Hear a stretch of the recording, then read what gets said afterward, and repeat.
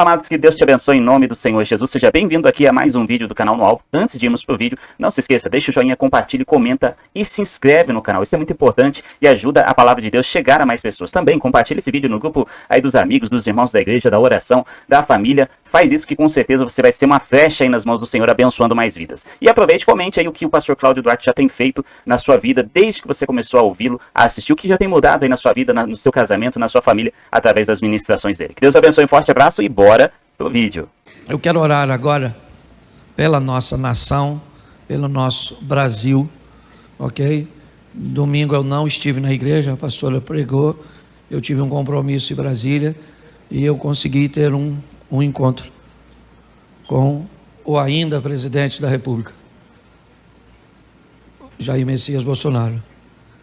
E eu quero que, como igreja, orar ao Senhor, orar pelo futuro da nossa nação, para que Deus tenha misericórdia de nós, para que todo desfecho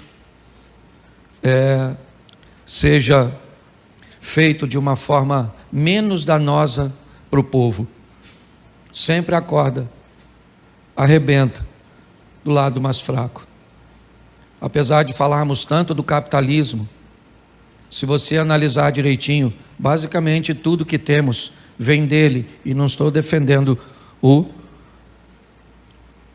presidente, não. Eu estou defendendo só a visão. O seu celular, ele é obra do capitalismo. A sua televisão, ela é uma obra do capitalismo. Aquilo que o Estado se predispõe a nos oferecer, que seria a visão socialista, ninguém tem, nem o pobre. O que faz o pobre comprar um carro é o capitalismo.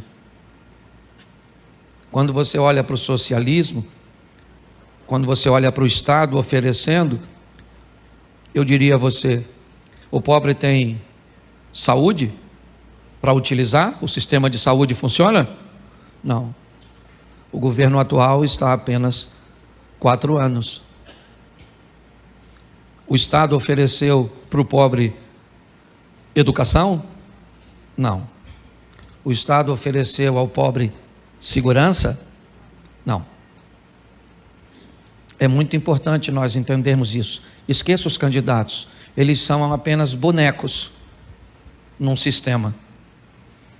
Nós precisamos orar para que tenhamos um desfecho o menor possível, o menos doloroso possível para a nossa sociedade. Eu queria que você fechasse seus olhos. Pai, em nome de Jesus, ao olhar para as nações que nos rodeiam, ó Pai, nós nos sentimos preocupados e na obrigação de estarmos diante do Teu trono, falando com Deus que é todo poderoso. Não existe armas, tanques, dinheiros, não existe nada que está acima do Teu poder. Por isso nós queremos Te entregar a nossa nação. Ela Te pertence, ó Deus. E não tem a ver com homens, não é de homens que nós estamos falando. Nós estamos falando de um governo que preze pelo povo, por oferecer a um povo quer branco, quer preto, quer homo, quer hétero, quer classe A, B, C, D, E, quer idosos, quer mulheres, quer crianças, quer pessoas especiais, quer drogados. O que nós queremos é um Brasil melhor para todos, ó Deus. E pedimos que o Senhor olhe por nós, porque nós conseguimos ver um futuro que não é tão longo, mas o Senhor não tem perspectiva de futuro. O Senhor sabe a realidade. Então toma o Brasil em Tuas mãos e tudo aquilo que está para acontecer. Tem misericórdia de nossas famílias, tem misericórdia, ó Deus, do Teu povo. Te damos graças por tudo, pelo poder do nome de Jesus. Você pode dizer amém? Amém. Glória a Deus. Abra a sua Bíblia, eu quero fazer uma reflexão com vocês. Eu tenho falado nos últimos cultos, basicamente todas as vezes, sobre construir relacionamentos fortes. E uma das coisas que tem me motivado a abordar logo de início é o fortalecimento da individualidade. A capacidade que as pessoas têm de estabelecer um domínio próprio, um controle de suas emoções, se tornar o máximo possível senhor delas e não escravo dessas emoções. Habilidosos para, no máximo e num ápice de provocação, controlar, certo? Suas emoções, para filtrar aquilo que sai de sua boca, evitar o máximo possível reagir e sempre responder.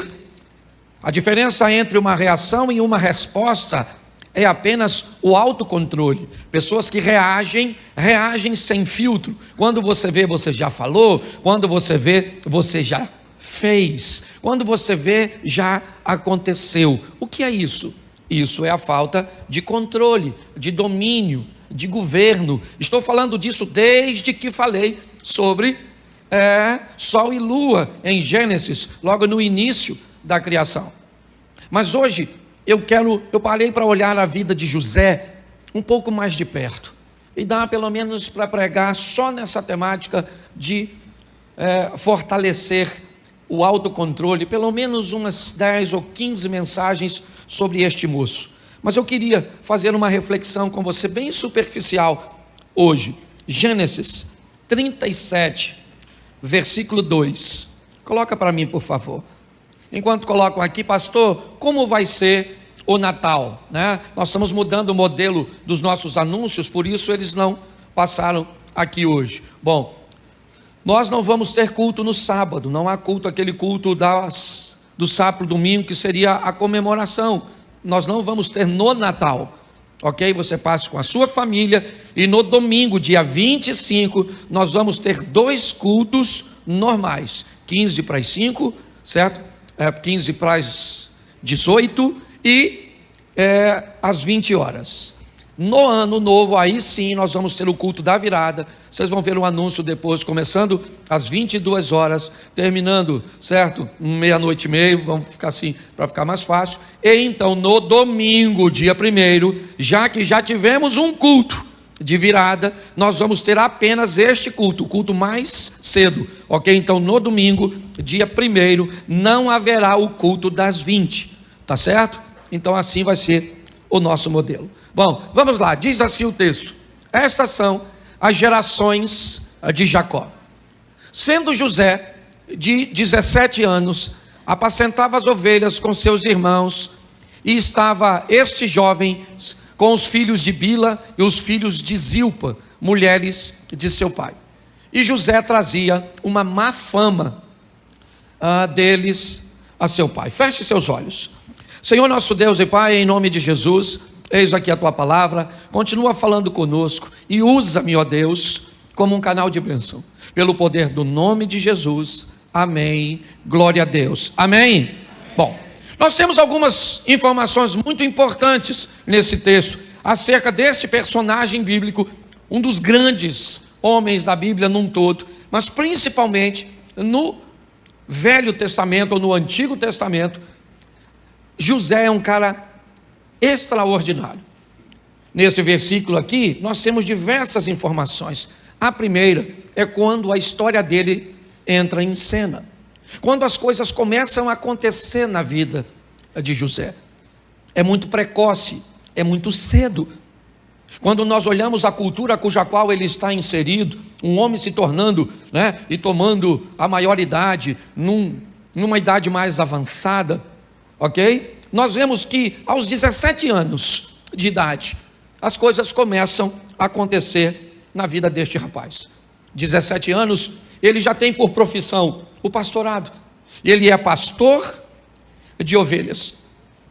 É importante observarmos que nessa ocasião, ele é o filho mais novo. Ele está ao lado das referências. Seus irmãos, todos mais velhos, encabeçados por Rúben, certo, que é o primogênito de Jacó. É importante entendermos que José já nasce num ambiente estabelecido, e ele não é muito bom. Nós vemos esse texto terminar que há uma má fama, há um comportamento incorreto. esses rapazes não seguem as instruções, eles não cumprem os protocolos estabelecidos por seu pai, tanto nas orientações de seu pai, quanto na obediência a Deus. Ou seja, a história de José, ela talvez esteja bem colocada hoje para nós, onde as coisas estão começando cedo demais. Onde cedo demais precisamos tomar as responsabilidades de nossos atos, talvez não as obrigações. Porque a minha geração, ela se fortaleceu de uma tal forma que ela facilitou a geração de vocês. Vocês não sabem o que é comer carne uma vez por semana, certo? Vocês não sabem o que é não ter acesso a um Danone, a um sorvete, a uma Coca-Cola. A geração de hoje não sabe o que é isso. Provavelmente aqui quase todo mundo come carne quase todo dia. Pode não ser a melhor carne do mundo, mas é. Tá certo? Você tem muitas coisas que a nossa geração anterior construiu e ofereceu a vocês. Mas inevitavelmente vocês têm que lidar com as responsabilidades das ações. As referências estão aí, é importante você olhar isso. E cabe a você definir o que você vai copiar, o que você vai modelar, como você vai se comportar. Porque as referências estão aí, boas e ruins, perto e longe, sempre estiveram. É importante você entender que esse camarada é o filho mais novo, que está olhando para uma equipe de nada mais, nada menos, 10 irmãos. Ele é o 11º, Benjamim ainda vai nascer, e Diná, uma menina. Então 10 rapazes precedem José, com um comportamento incorreto, com uma postura que não é das melhores, influenciando um garoto ainda em formação, de 17 anos, trabalhando junto com este garoto. Ou seja, José, ele vai conviver neste ambiente de corrupção, neste ambiente tóxico, com 17 anos de idade. Talvez isso deformaria você, talvez isso criaria problemas para você, mas para ele não. Ele conseguiu sobreviver às referências negativas. Porém, José não é perfeito como ninguém. José tem uma postura que talvez não seja uma postura muito legal. É muito legal nós falarmos da má fama dos outros, mas neste versículo eu também encontro algo que me dá direito a não falar tão bem de José assim, a sua postura de denúncia. Nesse texto nós já vamos começar a descobrir que os irmãos também têm motivos para não gostar dele, porque ele é alguém que leva a fofoca, ele é alguém que leva informações negativas. Eu não vejo em nenhum texto bíblico que este garoto de 17 anos tenha confrontado seus irmãos pelo comportamento negativo. Talvez porque não se sentia em autoridade, eu entendo perfeitamente. Mas ele vai para casa e conta para seu pai que seus irmãos estão com comportamento incorreto. Então, diga-se de passagem, os irmãos de José não precisam que ele sonhe para ficar com raiva dele. Às vezes nós olhamos para alguém contando uma história a nosso respeito, ou a respeito de alguém, e nós não paramos para pensar que por mais certo que alguém esteja a olhar a alguém fazendo uma coisa errada, nós precisamos também dar uma olhada na nossa postura no que diz respeito a isso. Ele vai para casa e conta para Jacó: ó papai, Rubem está vacilando, Judá não está indo bem, Isacar está com problemas, Zebulun está fazendo isso, Gade faz isso, Azé faz dessa forma, Simeão faz desse jeito. Então pare e pense. 17 anos de idade, um menino trabalhador, é verdade. As referências são seus irmãos, elas não são boas, e sua postura é uma postura de denúncia. Ele é aquele tipo de gente que não aguenta ficar quieto se vê alguma coisa de errado. Não tem nenhum problema nesse modelo, o denunciante. Só não queira a admiração dos outros quando você expõe o problema das pessoas. Tá certo? Não estou dizendo que você está errado de falar. Eu estou dizendo que não vão te apreciar. Então pare de querer que as pessoas gostem de alguém que fale o que os outros. As pessoas estão preparadas para ouvirem o que quer e não o que precisam. Quem fala para o outro o que ele quer ouvir provavelmente vai ser muito amado, mas quem fala para o outro o que ele precisa ouvir pode saber que não vai ser amado. Pastor, o que você está querendo dizer? Que eu tenho que ver as coisas erradas e ficar quieto? Não, você tem que continuar denunciando, mas ser maduro o suficiente para saber que as pessoas não vão gostar de você e pronto. Isso torna você uma pessoa bem resolvida. Eu faço desse modelo, certo? Faço com amor, com respeito, mas eu denuncio, ok? E se as pessoas não vão gostar de mim, elas não vão gostar de mim por uma postura cuja qual eu aprovo em mim. E se você não precisa da aprovação dos outros, não se preocupe com a crítica deles. Se preocupe com a crítica daqueles cuja qual você precisa de aprovação. Quando nós olhamos para isso, é isso que vemos. A história dele vai piorar um pouco neste versículo. Capítulo 37, verso 3. Dá uma olhada no texto. Israel, seu pai. Jacó, vamos colocar assim, para ficar mais fácil de você entender. E Jacó amava a José mais do que a todos os seus filhos, porque era filho da sua velhice, e ele fez uma túnica de várias cores. Preste atenção. Os irmãos dele já não gostavam muito dele, por quê? O que ele fazia? Pode falar? Isso, fofoca. Só para você não esquecer. Depois você troca outra mensagem quando você for falar para alguém. Senão você acaba fazendo fofoca do José. Certo? Mas os irmãos não gostavam dele porque ele falava dos erros dos irmãos. Mas esse texto piora. Além de levar má fama dos irmãos para o pai, José tem algo nesse texto que dói demais. Aliás, duas coisas. Primeiro, a atenção e o amor. José vê canalizado para ele, e também não é difícil de explicar, é só você olhar a história de Jacó. Ele casou com Bila por engano, porque para mim tinha tomado uns graus. Não tem lógica, não tem lógica. O cara trabalha 7 anos para casar com a dona, enfia um outra na tenda, e ele não vê. No mínimo 7 anos trabalhando no dia da festividade, o cara tá doidão, mano. O vinho era permitido, símbolo da alegria. Ele falou, meu irmão, depois de 7 anos trabalhando para pegar essa dona, eu vou comemorar. Encheu a cara.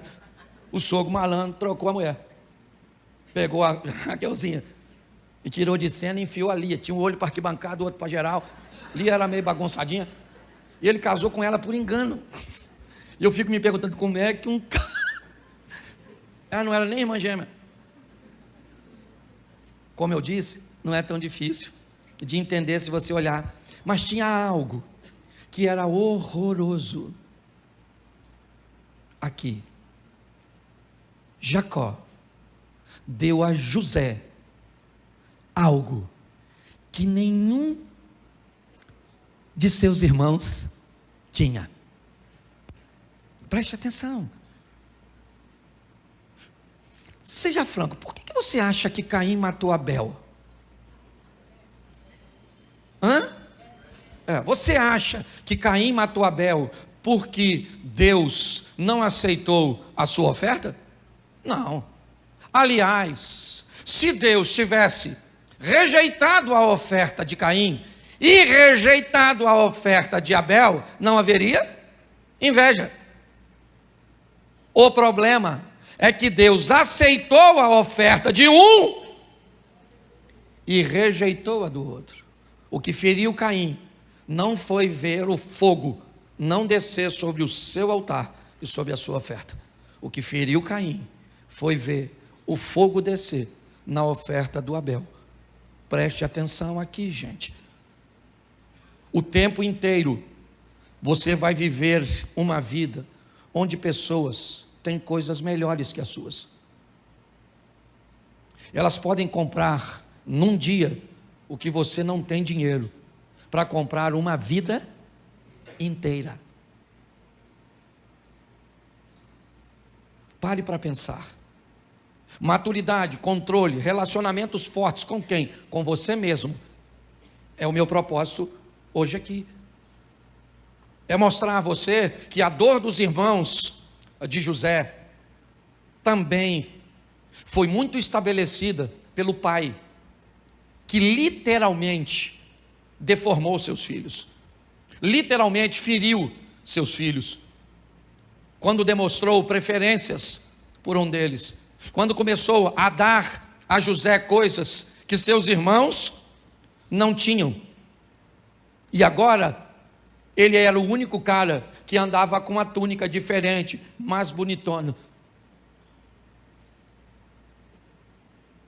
Preste atenção, nós temos uma proposta sendo estabelecida no mundo.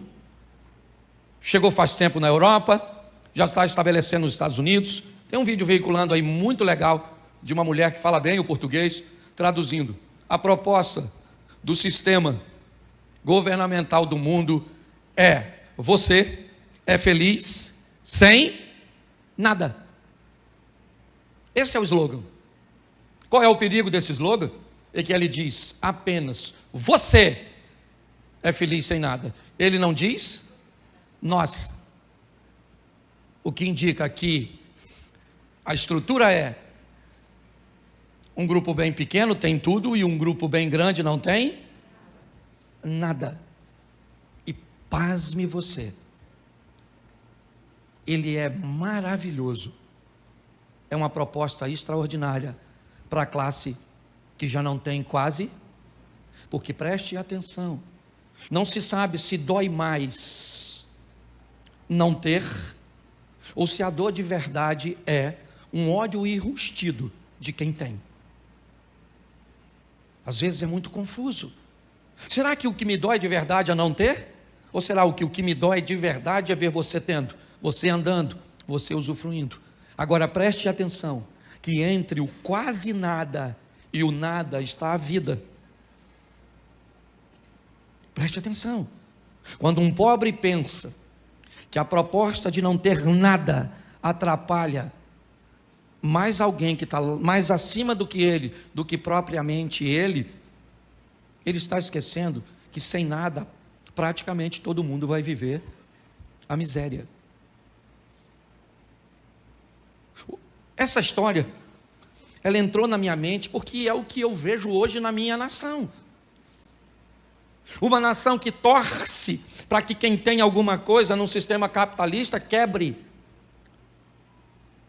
se destrua, porque pelo menos eu vou conviver com uma dor menor, que agora pessoas que têm muita coisa não vão ter. Mas prestem atenção,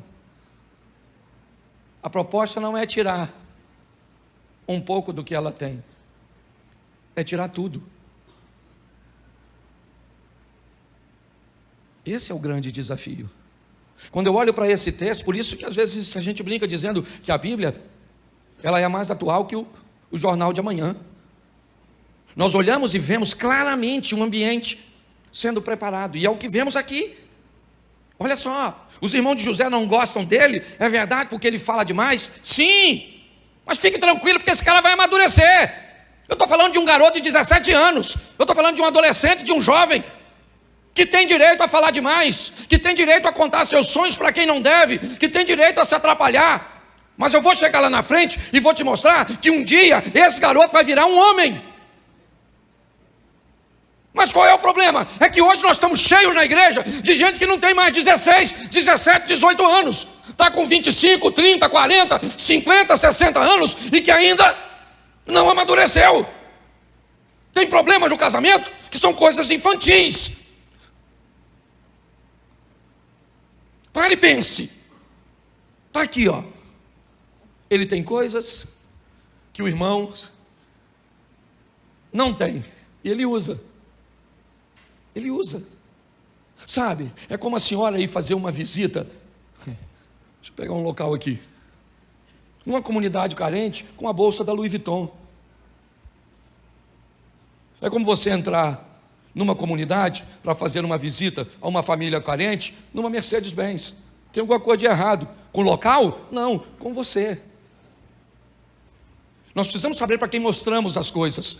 Boa parte das pessoas que vivem ao nosso redor não são capazes de digerir o que nós temos, o que nós somos capazes de fazer. O seu potencial, ele incomoda muita gente. A sua beleza incomoda muita gente. O seu sorriso incomoda muita gente. A sua casa incomoda muita gente. O seu estilo de vida incomoda muita gente. Sabe o que esse cara vai fazer? Preste atenção, verso 5. Sonhou também José um sonho e contou aos seus, e por isso os aborrecia. Eles o odiavam cada vez mais. José tinha que parar de sonhar, sim ou não? Sim ou não? O que ele tinha que fazer? Parar de falar de seus sonhos. Para todo mundo ele tinha que parar de falar? Não. Para quem não tem condições de ouvir. Hoje, ontem foi, rapaz, não sei mais. Foi ontem à noite que eu estava no Júnior, na Reviver. Não, foi sexta, né? Ontem eu fui no evento na sexta-feira eu estava na igreja Reviver de Itajaí, com o Júnior, o Rochirola, um amigo nosso. Ele sentou do meu lado e ele começou a contar para mim algumas coisas, bem próximas das coisas que eu tenho vivido. Literalmente, é como se Deus falasse comigo: Cláudio, pode falar com ele. Porque quando você fala com alguém que vive coisas bem próximas de você, não tem problema. O problema é que quando, de vez em quando, nós queremos falar de coisas que acontecem na nossa vida e são maravilhosas, e outras pessoas não têm condições nenhuma de chegar nem perto. Aí nós estamos criando problemas na nossa família, com os nossos amigos.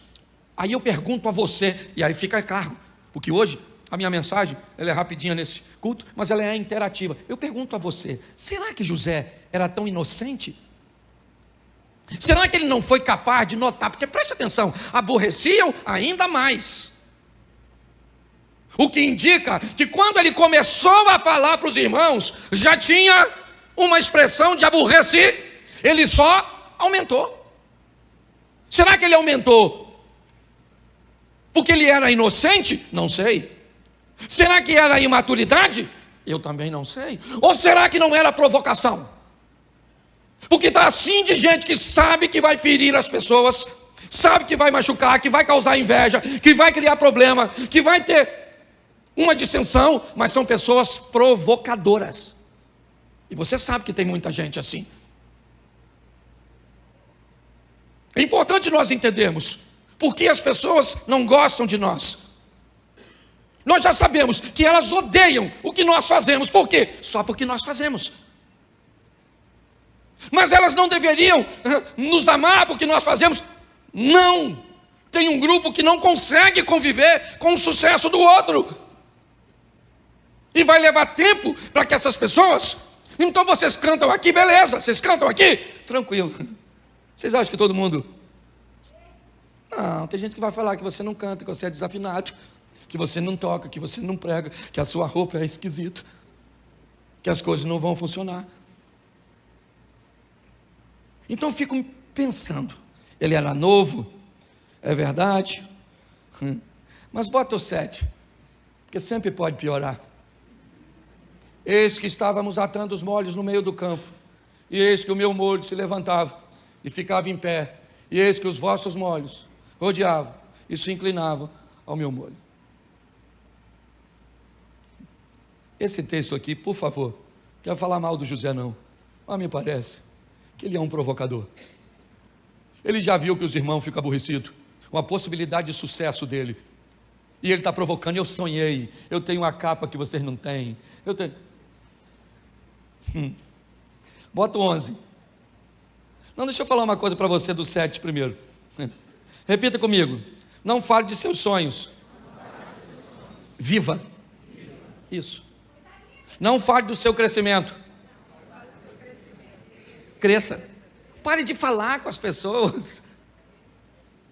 Entendeu? Mostrar seu crescimento dói muito menos do que falar dele. Todas as vezes que se fala, se fere muito as pessoas. O verso 11 agora, é que é muita informação. Seus irmãos, pois, o invejavam.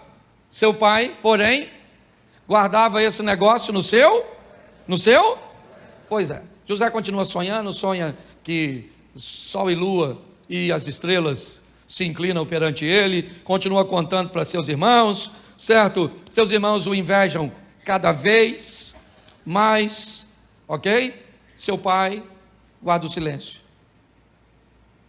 Jacó é aquele cara que não entende, mas não questiona. Ele está na dele. Provavelmente o que Jacó está vendo é que há uma promessa que começou em Abraão, que passou por Isaac e que chegou nele, mas quando ele olha para frente, ele não consegue ver os seus filhos, com a posição que tem, com a vida que tem, poderem alcançar o projeto que Deus tem. Porém, apesar de serem filhos descompensados, filhos imorais, pessoas com comportamento incorreto, eles são filhos. Então ele guarda no coração e fica só observando. Verso 12. E seus irmãos foram apacentar o rebanho do seu pai junto a Siquém. Preste atenção. O mesmo pai, a mesma profissão, o mesmo Deus, o mesmo período. Esses rapazes têm tudo igual. Aliás, se tem alguém para levar desvantagem nessa história, esse alguém é José. Porque eu não posso dizer que José prosperou porque trabalhava mais que seus irmãos. Não. Quando ele encontra com os irmãos são trabalhadores. Eu não posso dizer que Jacó financiou José e não financiou seus irmãos, porque a única coisa que ele tinha de diferente de seus irmãos era uma capa. Eu não posso dizer que José foi para as campinas de Jordão e seus irmãos foram para o deserto do Negueve, porque não foi isso que aconteceu. Mas José vai descobrir agora, através de seus irmãos, algo poderosíssimo. A hora de ir embora, a hora de sair de perto. Chegou o momento em que não dá mais para ele. Se ele continua ali, seus irmãos vão matá-lo, porque José é um cara que vai romper. Se não romper no Egito, ele vai romper onde ele está. Se Jacó não botar a mão sobre ele, ele vai romper, porque José foi um cara que resolveu viver o que Deus tinha para ele. Ele é vendido pelos seus irmãos. Preste atenção. Ele é vendido pelos seus irmãos e não é morto. Ele não morre porque Deus não deixa. Mas às vezes, irmãos, muito pior do que te matar é ferir seu coração. E nada fere mais uma pessoa do que ser vendido e humilhado por aquelas pessoas que deveriam te proteger, deveriam guardar você. Agora ele vai embora de cabeça baixa, como um escravo na mão de midianitas. Mas ele é José. Ele deve ter aprendido alguma coisa lá atrás. Ele deve ter aprendido a não falar demais. Ele deve ter aprendido a não provocar. Ele deve ter aprendido alguma coisa com as lições. Então ele chega na casa de Potifar. E na casa de Potifar, ele vai me mostrar que ele amadureceu. Porque Potifar confia nele de uma forma tão extraordinária que tudo está na mão do José. E José não mexe em nada do que é do Potifar. Nada. Nunca reclamou que trabalhava demais. Nunca disse que estava trabalhando demais e enriquecendo o outro. Não. A mulher do Potifar gostou do José.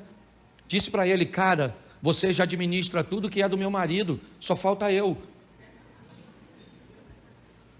Eu não sei nem se a expressão eunuco era eunuco de verdade. A Bíblia, era muito comum homens se casarem com mulheres na Bíblia e nunca manterem contato sexual com elas. Era comum isso acontecer em algumas situações. principalmente, certo? Quando tinha recurso, ele era um eunuco, uma expressão também utilizada, certo? Para alguém que foi castrado. Eu não sei. Eu sei que a mulher está de olho no José. E você acha que José não pegou aquela mulher por quê? Por causa de seus princípios. Eu fico pensando se fosse Rubem, Simeão. Mas José não pegou. E mais do que não pegar, ela falou para o marido que ele agarrou ela. Se fosse o José de 17 anos, sabe o que o José teria falado? Potifar? Peguei não, cara. Peguei não peguei porque não quis. Porque ela está dando em cima de mim, dando mole, essa vadia. Ele falou alguma coisa? Ele falou alguma coisa? Porque ele amadureceu, ele calou a boquinha dele. Ele foi para a cadeia de boca fechada. O cara é maduro. Na cadeia ele não sonha, mas interpreta sonhos dos outros. Quando os irmãos chegam, ele descobre que tem gente que não cabe na sua vida lá atrás, quando você está crescendo, mas que vai voltar depois que você já estiver grande. É assim que funciona. Quando os irmãos pensam que agora as coisas vão acontecer, e preste atenção, quando José vê seus irmãos chegando para fazer compra pela primeira vez, o que ele faz? Você lembra? Acusa seus irmãos de espionagem e manda prender os caras. Porque quando José viu os irmãos, ele lembrou da cisterna, ele lembrou de toda a perseguição, porque ele era agente. José sentiu raiva, ele mexeu na memória e não gostou do que a memória trouxe para ele.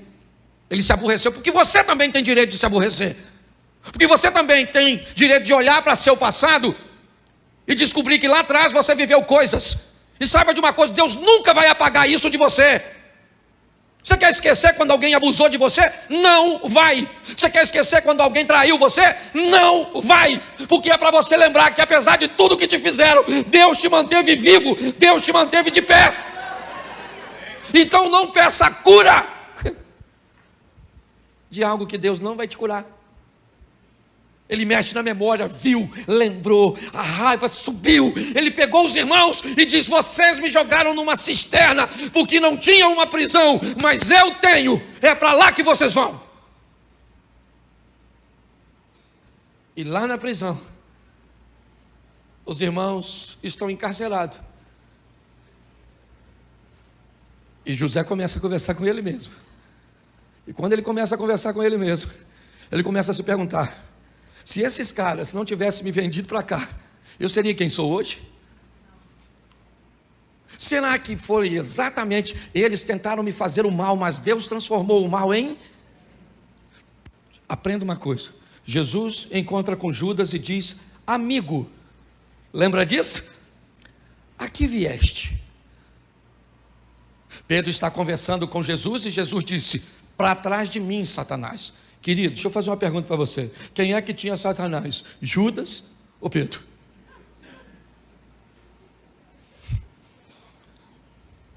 Nessa ocasião, me ajude aí.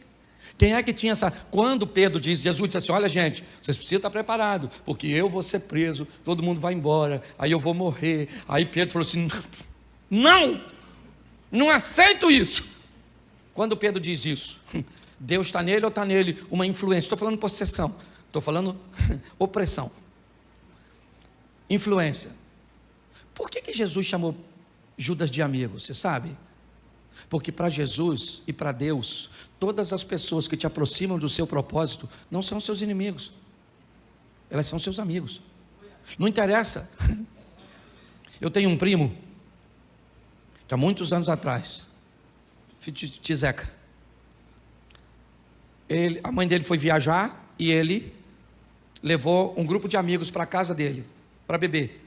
Os amigos assistindo o jogo bêbado, na época aquelas televisões grandes, 29 polegadas, na época era top. O copo de cerveja virou. E aí queimou a televisão. Quando minha tia chegou, expulsou ele de casa. Ela estava no limite. Ele foi para São Paulo, morar uma época lá, e lá recebeu uma oportunidade extraordinária da filha dele, da vida dele. Ele foi trabalhar numa multinacional e ficou muito bem lá. O que ele fez depois é a responsabilidade dele.